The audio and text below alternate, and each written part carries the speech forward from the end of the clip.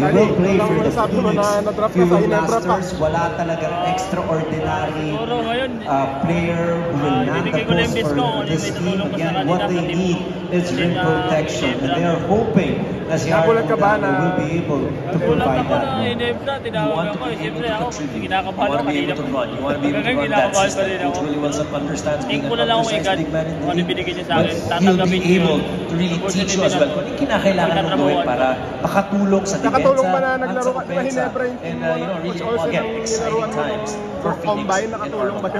Arnold Dave handled the 14th overall pick. PA 50th season rookie draft presented by Pocari Sweat. Are we ready for the next one? I think dire-diretso na tayo to the third pick of the second round, and this will be with the Blackwater Boston. That's right, Magoon now selecting for the 15th overall pick. Third in the second round, we go to the Blackwater Boston. Pick 15, round 2, Blackwater Boston selects Simon Sandagon. Simon Sandagon goes to the Blackwater Boston as the third pick in the second round.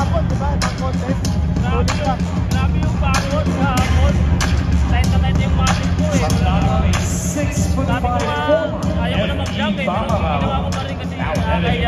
Coach Jeff Carrasco's Blackwater Boston. I've seen this guy play when he was Pakiramdam lang na yung teammate ko sila Scotty and I know Thompson, this sila guy is a fighter.